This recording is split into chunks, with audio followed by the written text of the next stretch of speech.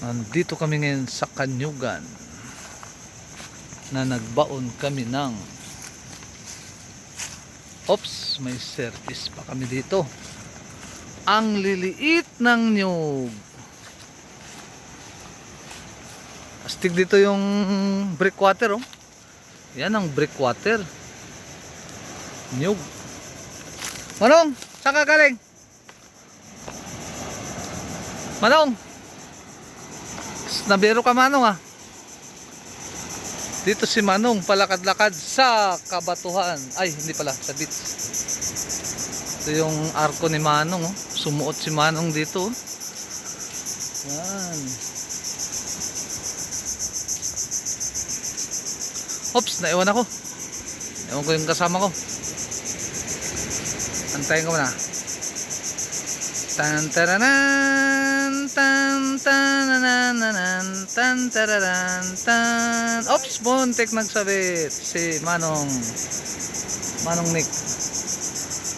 Dito kami sa pangalang hindi ko alam. Yun. Bawal tumambay magkalat ng basura dito. Tama lang yan. Kasi dudumi ang ating kapaligiran at ang dagat. Hindi na natin mapapaliguan kung marumi na nga. Lipat muna kami sa kabilang kanto.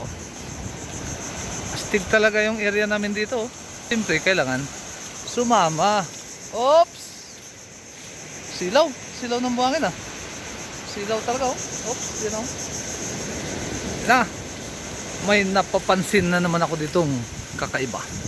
Parang nadaanan ko rin to sa Balabac kami nung nakaraan, eh. Yung Monggol ni Phil nandito, kaso lang si Phil nandun, eh. Inistamp ako ng loko na yan, eh. Tinatawag ko ito, eh. Yun na sila. Naiwan na ako. Kakabidyo kasi ng lugar na to.